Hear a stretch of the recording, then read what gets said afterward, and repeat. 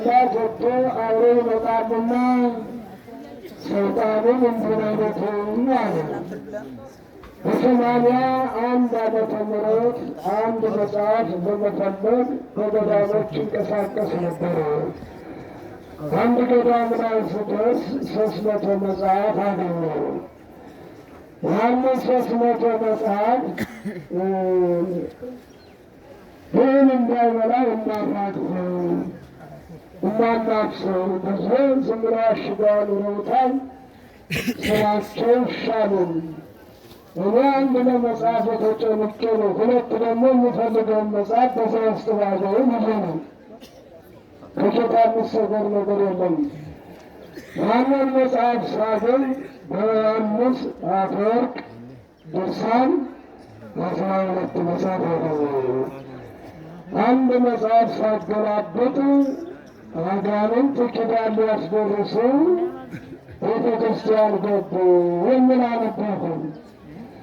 ከዛ በኋላ እየመረመርኩት ስሄድ ኪዳኑን አቋርጠው ወጥተው ሄዱ አጋንንት ይላል።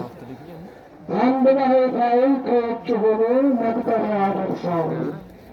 አጋንንቱ ሲወጡ አይቶ ቁሙ አላቸው፣ ቆሙ። ቤተ ክርስቲያን ምን ታደርጉ ገባችሁ ብሎ ጠየቃቸው።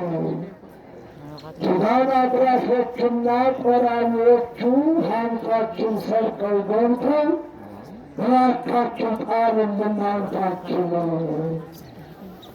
የሌላቸው እንዲያለን ሀብታችን ያገኘን መስለን አብረን ገባን። አሁን እሳ በምን አቋርጣችሁ ወጣችሁ ብላቸው አንድ አርሶ አደር ገበሬ ሲመጣ አየሉ። ቂም በቀል የለበትም፣ ተንኮል የለበትም። ለሱ መንገድ እንልቀቅለት ብለን እነሱ ምሳ አላቸው። እነሱንማ ሲወጡ ጋር በላቸው ነው የምንሄደው፣ ጋር በላቸው ነው የምንሄደው። እስቲ ሰውን እንዴት ትፈትኑታላችሁ ንገሩኝ አለ ባሕታዊ። ችግር የለም የእኛ ፈረሶች ኪዳኑን ጨርሰው እስከሚወጡ እንነግርሃለን፣ ጠይቀን። አንተም እንድትጠይቅ ታዝሃል፣ እኛም እንድንናገር ተይዘናል ብለው መለሱለት። ቅዳሴ የሚያቋርጡ ቆርበው የሚያፈርሱ አምስት መጥተው ወዲያና ወዲህ የሚመላለሱ ኪዳን ስትደርስ ቁጭ ብለው ዘርግተው መጽሐፍ የሚያወሩ በኪዳን በቅዳሴ በጉባኤ በታምረ ማርያም ጊዜ የግል ጸሎት የሚይዙ የኔ ናቸው። አምላካቸውን አይሰሙትም፣ አይቀበሉትም። አንድ ንጉሥ አሉት ሲመጣ ሰራዊቱ ተጠንቅቆ ይጠብቀዋሉ። እስከሚገባ በመንገድ ይጠበቃል። ከዙፋኑ ከተቀመጠ በኋላ ሰራዊቱ ዙሪያውን ቁሞ ነው የሚጠብቀው። ቁጭ ብሎ እንኳን አያዩም። በቅዳሴ ጊዜ መላእክት ረበው ይጠብቃሉ። ክርስቶስ ሊባርካቸው ይገባሉ። ካህናት እየወጡ ይሄዳሉ። ስለዚህ አለቃው፣ ደብተራው፣ መርጌታው ባላጋራዎች ናቸው። ምዕመናንን እንዳላድርባቸው ያደርጉኛል አለ። ልባርካቸው ሲወጣ እነሱ አቋርጠው ይሮጣሉ። በዚህ ጊዜ ምዕመናንም ካህናት ጥለውት የሆኑት ቅዳሴውን የማይጠቅም ቢሆን ነው እንጂ ይጠቅምና እነሱ ቁመው እንደ ግድግዳ ሲያመሰግኑ እንሰማል ነበረ። እነሱ የተዉትን እኛ ምን እናደርጋለን ብለው ጣጥለውት ይሄዳሉ። ስለዚህ ብዙ ፈረሶች አሉና፣ ሁለተኛ አልታረቅም የሚለው ሁሉ የኛ ነው። ነፍስ የሚበጠብጠው ሁሉ የኛ ነው። ተንኮለኛ ሁሉ የኛ ነው። ስም የሚያጠፋ ሁሉ የኛ ነው። ንጹሐን አባቶችን የሚያሰድደው ሁሉ የኛ ነው። መንኩሶ የሚያፈርሰው ሁሉ የኛ ነው። ጉቦ የሚበላ ሁሉ የኛ ነው። አገር የሚከፍል ሁሉ የኛ ነው። ብዙ ሞልቶናል። ህዝቡ ባዶ ነው። አሁንም እነዚህ ሰዎች ምን ሀብታችሁ የተሰረቀ ብሎ ጠየቃቸው። ትዕቢት በካህናት፣ ውሸት በምዕመናኑ፣ ቆርቦ ማፍረስ በህዝቡ የሆነውን ሀብት የምንላቸው አንተውም አለን። ስለዚህ ለሀብታችን ስንል ገብተን እንቃጠላለን አለ። በመጨረሻ አሳላቸው። በመጨረሻማ የላሌ ልጅ የበሬ ውላጅ ብለን ሲኦል ከተታችሁ። አንድም ጌታ ይህን ዓለም በመላእክት ያስጠብቃል። የእኛም ንጉሥ አጋንንቱን አሰማርቶ ትውልዱን ያስጠብቀዋል። ያቸነፉ እንደሆነ እዘው ይመጣሉ፣ የተቸነፉ እንደሆነ ተቸነፉ ይላሉ። እስከ ዕለተ ሞቱ ድረስ የሰው ልጅ አጋንንት ይከተላሉ። በስስትም በትዕቢትም በውሸትም በኃጢአትም ከኔ በላይ ማን አለ በማለትም ከምንም ታድራላችሁ አላቸው። ከአፍንጫ ላይ ጋጥራኤል ይባላል፣ ጎንጎፈር ይባላል። የቁጣ ሁነን አፍንጫ ላይ፣ የስስት ሁነን ከልብ ላይ፣ የትዕቢት ሁነን ከልብ ላይ፣ የስስት ሁነን ከሆድ ላይ። ከሆድ ላይ የሚያድረው ማን ይባላል? ጋጥራኤል። አፍንጫ ላይ የሚያድረው ሰው ጎንጎፈር። ከዓይን ላይ እሳ ግርግር፣ በበጎ ነገር የሚያግድ በመጥፎ ነገር የሚያስተናግድ አፍንጫ ላይ ነው የምናስቀምጠው።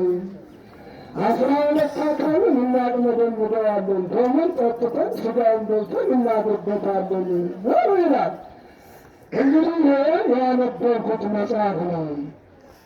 ስለዚህ እንዴት አድርጋችሁ ዓለምን ተቆጣጠራችኋት?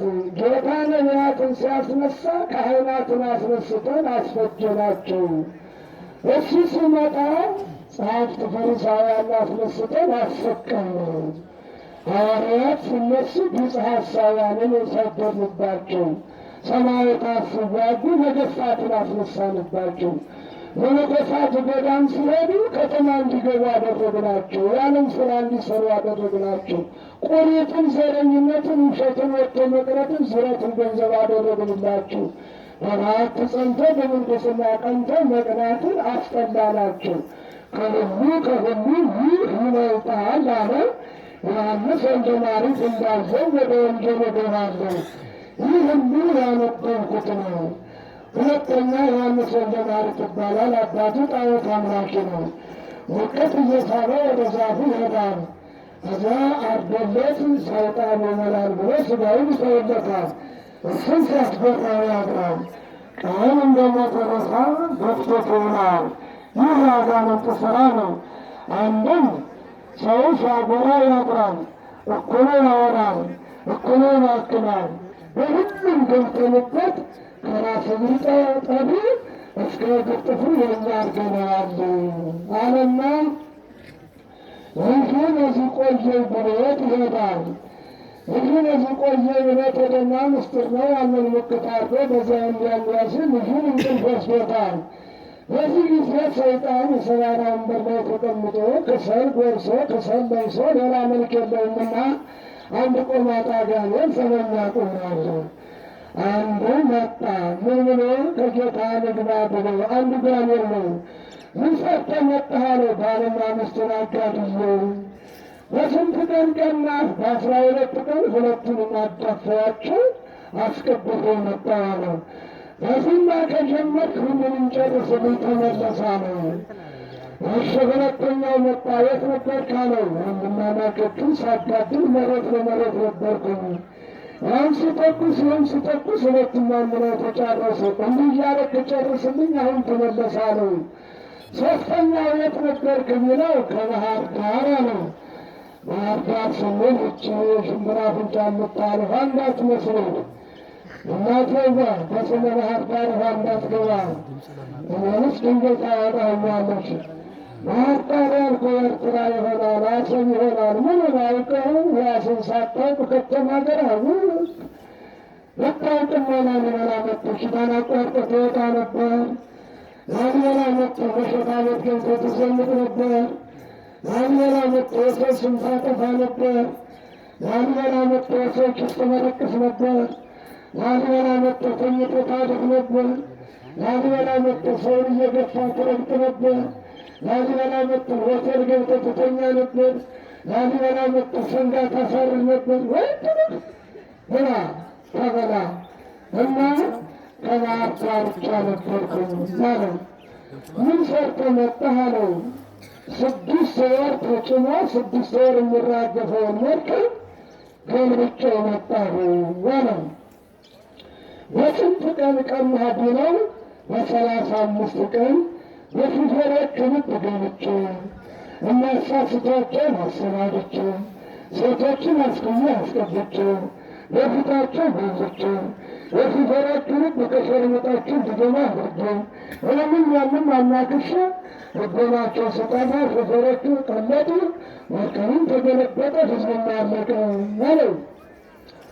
አሁን እንግዲህ ብዙ ማርቼ መጣሁ ሲለው ቅር ይለኛል መስሎት ነው። አሁንም ምድና የሚሳፈረውን ገልብጦ ጨርሳለው። እንዲህ እያለ መጣና አንዱ ጋኔል መጣ። ከየት ነበር ካለው ከገዳም መስፈርቶ መጣ። መነኩሴን አውጥቼ ከተማ ገብቼ ምን አሰራው? ቆም አስቀድጄ ዲቃላ ሰልቼ ፎቅ አሰርቼ ሞሬን አስጠልቼ በኔ መንገድ ከፍቼ መጣሁ አለው። ምን ጊዜ አጨነፍከው አለው። ከመነኮሰ ጀምሮ እስከ ለተሞቱ ደጸኖቼ አለው። አሁንስ አሜሪካ ምድር ያጣበብ ነው ከተማ ገብተን የታበረ መነኮሳት ነን። እስሮቱ ስባት ይቅርታ አድርግልን። ገዳሙን የሚኖርበት ባላገር ነው። ሰው ጠፋና ከተማውን የሚኖርበት መነኩሴ ነው። ዓለም ተያዘና ወንጌል ያህመንምያዝ እሺ አንተማ ልትሸለም ይገባሃል አለ። ምን ይሸልማል? ባዳይደን ቁጭ ብላለ። ከዚህ በኋላ ይህ የጣዖት አምላክ ልጅ መልሁላጅና መነኮሳት እንዲኮ ፈተናቸው የበዛ ክብራቸው በበዛ ነው ብሎ አባቱ ፈልቆ በዛ ወጥቶ ገዳም ገብቶ ሁኔታውን አስረድቶ በዚያ የሚኖር ቀርቶ ጸደቀ ይላል ዮሐንስ ወልደ ማርያም እንዳለ ብሎ ወንጌል ያተተው ነው። ዝም ብለን አይደለም አፋችን የምንከፍተው። እሺ ትምህርትንስ ትቀርጸዋለህ፣ ከእኛ ለመሰማው ነው ሽንት ቤት ልትከቱ አይወድዱ። የአንተ አምላክ ሞባይል ሆኖ ልብ ጠፍቶ ወትሮ አባቶቻችን የሚማሩት በጭንቅላት በማስፈር ነው። የዛሬ ተማሪ በሞባይል ቀርጾ ቤተ ክርስቲያኑ ሲዘፍንባት ይላል። አንድ በአንድ ሲስል ጀምር ጥልኝ ነው። እሺ ከዚህ ቀጥሎ የምንሄደው ወደ ሲራሱ